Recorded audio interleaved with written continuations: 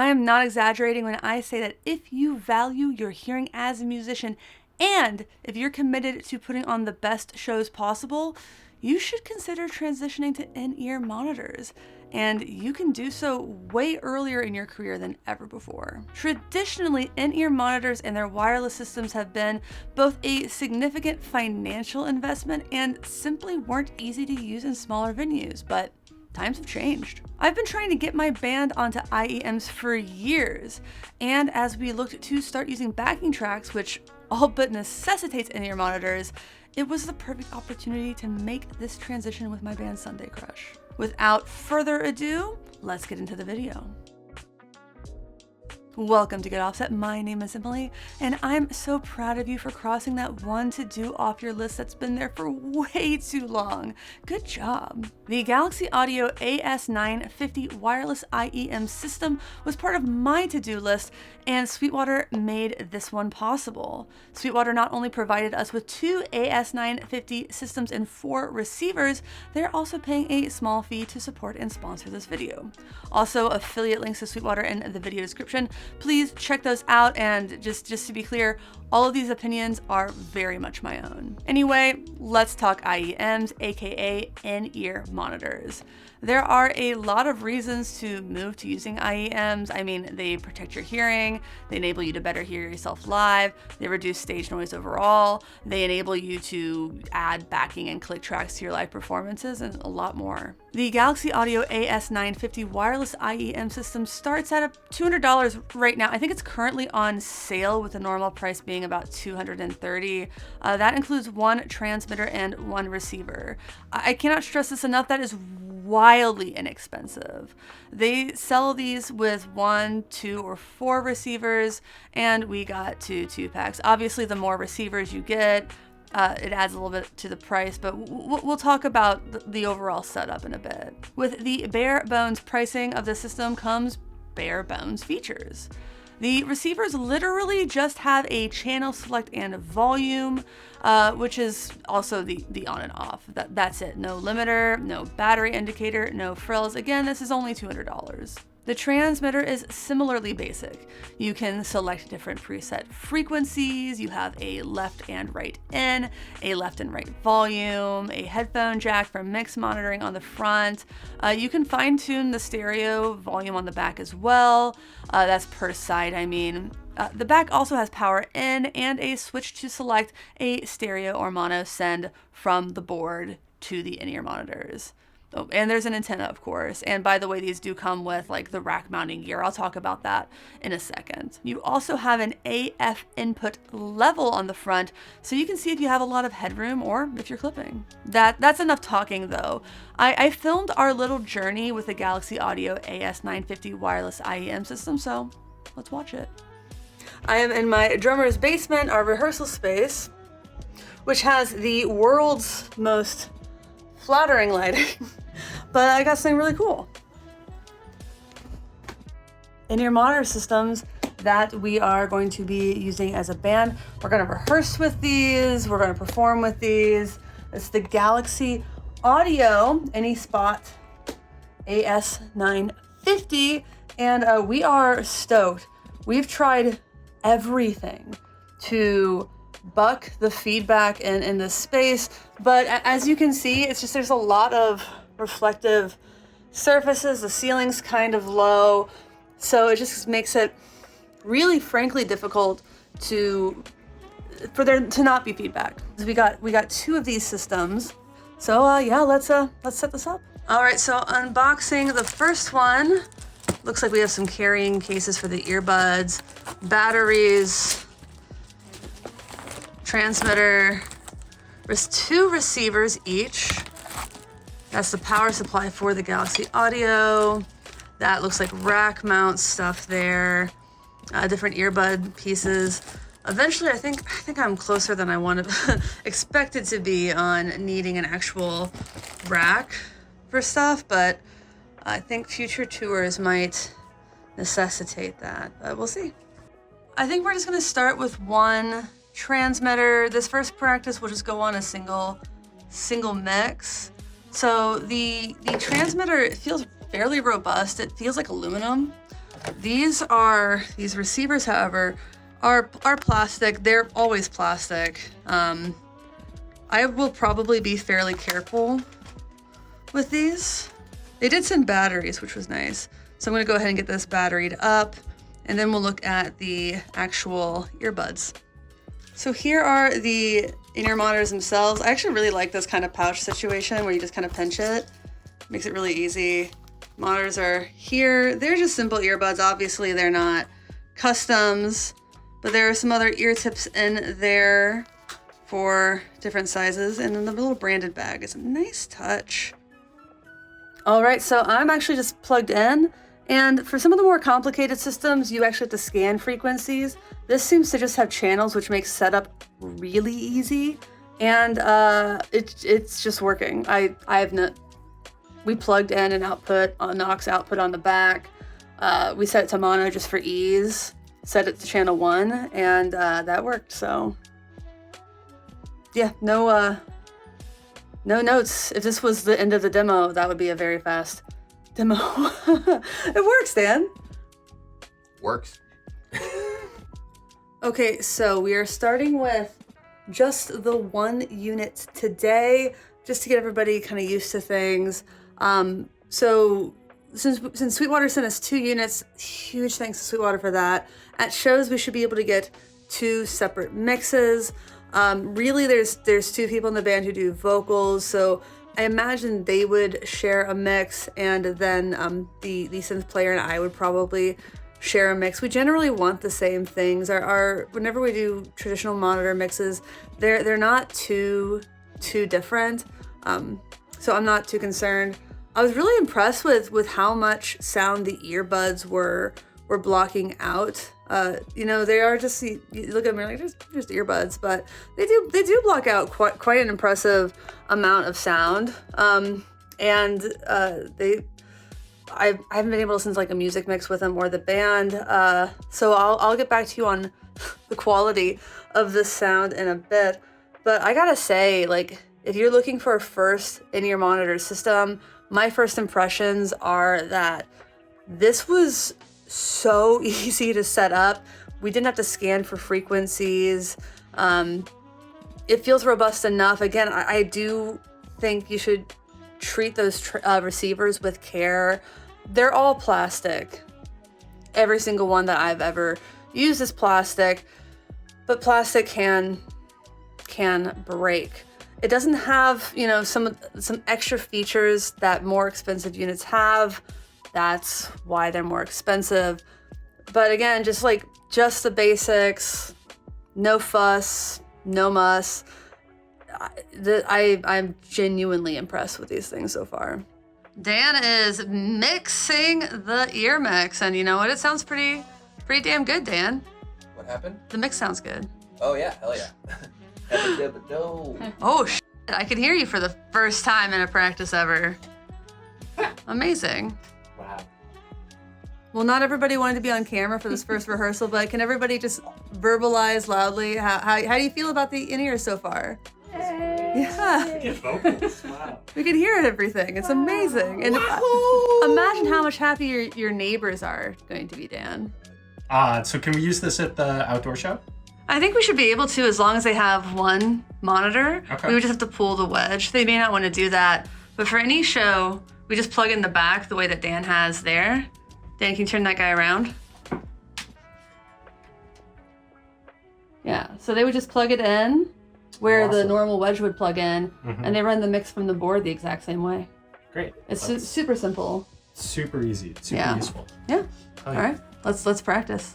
Yeah. So as you saw, setup was a lot easier than expected, and so were those first few rehearsals. But when it came time to use the Galaxy Audio AS950 wireless IEM system, how'd it perform? Honestly, just watch the video. So we were all geared up to use these first show. Were we geared up? We were geared up. Not sure what happened, but no matter what frequency we were on, because they're preset frequencies, they're not scan your own, all we got was static. So we'll probably try again, maybe in Ollie, maybe at our Olympia show, and see if we can get it to work there. But unfortunately, No Galaxy Audio in-ear monitors at Add-A-Ball. Sorry. It happens. Why did you do this to us? Yeah, I'm gonna be honest, that was a little rough, but just to clarify, we couldn't find a functioning channel, and that's really, really strange. So honestly, none of us really blamed the Galaxy Audio AS950 wireless IEM system. The show was so much fun, and apparently it sounded great in the crowd, but to his credit, the sound engineer did a really good job, but he just wasn't super familiar with the system they were using. So honestly, we think it was just a little bit too much to throw at the sound person for that show, and I'll leave it at that. But let's see how this system performed at a real brick and mortar venue. All right, let's try this again at a real physical venue instead of an outdoor kind of pop-up situation. Maybe we're a little optimistic about those capabilities, but we have the wireless system set up. Sorry about the lighting. We have it set up. We are on channel 1. I've run through. I don't seem to be getting any interference, which is great. By the way, we're at this cool place called Erebus in Kelso, Washington. Sorry for the lighting. I'm doing my best, but excited to see if we can get it dialed in tonight. We think it's going to be really, really nice. The sound people, sound person Zach tonight, taking great care of us. So I'm pretty confident we're going to be able to get it all worked out. Channel 1's probably going to be fine. I might ask Zach if he can, if it wouldn't be too much trouble for him to just put some music or something through there so I can just test the frequencies and stuff, but I think it'll be fine. Daniel had a great idea. He said I can just feed the DI through. You can check and make sure that it works the way it's supposed to. Yeah, so we can check to make sure that we're getting signal, and we are. Also, 6 synth, dude. Thanks. I'm feeling so good about this. This is gonna be awesome. I've been wanting this to happen with this band for a very long time, so finally we're all gonna be on in-ears tonight. It's gonna be so great. Show me what you got. This is exactly what you want to see. You're performing. Oh, we're gonna. Yeah, the Galaxy Audio AS950 wireless IEM system worked great at every real venue we've played. Other than the hiccup at the outdoor show and a few instances of trying out different channels until we found one that worked, these have gotten the job done for us. But don't just take my word for it. Here's the rest of the band and their thoughts on using IEMs for the first time. So we've done a few gigs with in-ear monitors so far. Jenna, what's your take on the Galaxy system specifically and in-ear monitors in general? I love it. You love it? What do you like about it? Because I know that we've used them both for rehearsals and live. Is there a place where you prefer it? Yes, I definitely love having it at practice because dance basement is rough. A little haunted. A little sonically difficult to navigate. There are a bunch of pillars and it's very echoey. So it is a bit of a problem. So being able, I know that for me, being able to use those in rehearsals is the first time in a long time I've been able to hear the vocals and hear everything kind of evenly. Yes, and not have feedback on the vocals, which is amazing. It is pretty great. What about live? How do you feel using them live? Was it a difficult transition for you, or was it pretty? No, it's so nice live. I love hearing it in my ears versus the wedges on the stage. It's just right there. So I'm I can hear people. Wow. Honestly, I thought it would be more difficult to get everyone to get used to them live, especially, but it really seemed seamless. And normally they tell you you gotta get used to them, it's a bit of a transition, but I didn't really feel like any of y'all had a big issue getting used to hearing them here versus in the wedge, and it's so much quieter. Is it easier on your voice singing too? Yes, yeah. I feel like I can actually hear myself, so I don't have to sing super loud. So that's nice. I love it. Cool. Is there anything else you want to say about the Galaxy system? Good job. Yeah, good job. Honestly, I know you weren't there when Dan and I were getting the first levels, but that just immediately worked. Kind of blew my mind. I was expecting to have to finagle some stuff, but I know that Dan is actually filming this. Dan, was it just it just worked? It worked. Yeah, for sure. Yeah. So now it's the other Dan filming. It worked. Yeah. So Dan, It's been a couple weeks now of you using the in-ear monitors from Galaxy. What's your take? They're pretty sweet. They're pretty sweet. I mean, what Jenna said, it's just great to be able to hear everyone clearly. Yeah. As a drummer, like, it's great to just be able to hear the bass, just lock into that, and vocals, because I sing a lot too. So being able to hear myself and Jenna, really good. And we have two systems, so we've mostly been using one just to kind of get used to it. But in the future, we can use a system where the bass and the drums are on the same frequency, and then the synth and the guitar are on the same frequency. I think that'll be really, really cool. I'm excited to start experimenting with that more. But even just using one system between all of us, just having it be a bit of a house mix, I feel like that's been pretty good. It works well. Do you have any, like, negatives about it? It's a little feedbacky sometimes, depending on the space that you're in. Yeah, I mean, it was really bad, the show that we're at right now. We were on channel 1, because the thing with the Galaxy that's interesting is that you just kind of have set channels. And some of the more high-end systems, which are significantly more expensive, you can pinpoint certain frequencies. And that has its benefits, which is you can find the frequency and you can auto-scan for them and some of them. But it is a huge learning curve. Now, I have one of those systems, and I've really struggled with some shows just trying to get the frequency locked in and scanned. But I like that the Galaxy system, like, you can just, like, kind of go through them. Because the first one we had, it was kind of like feeding back a little bit more. Like, which feedback's not the right word, it was more of an interference. It was just static, yeah. It was static. But channel 2 wasn't as bad. If I'd kept going, we probably could have found a better one. But this is the first gig we've played where I felt like if we'd had more time, which we didn't, I think we could have found a better frequency. Yeah, totally. You know? I mean, just changing it once fixed it pretty significantly. So. Yeah, it really did. I'd like to talk to Daniel about him. Cool. Yeah. And now we're with Daniel. Multiple Dans. There's token Dans in this band. Daniel, have you played with in-ear monitors before? I have not played with in-ear monitors before. Wow. What's your opinion? How do you feel about it? I love them. Yeah. I am usually like, I want to hear things clearly. I want to feel not blown out by certain instruments. And I have played with people who like their guitar amps really, really loud. And it's really hard to play with people who want to crank their amp. If you want to have like the house mix, you don't want to overwhelm the vocals. Yeah. And that makes such a big difference. Yeah.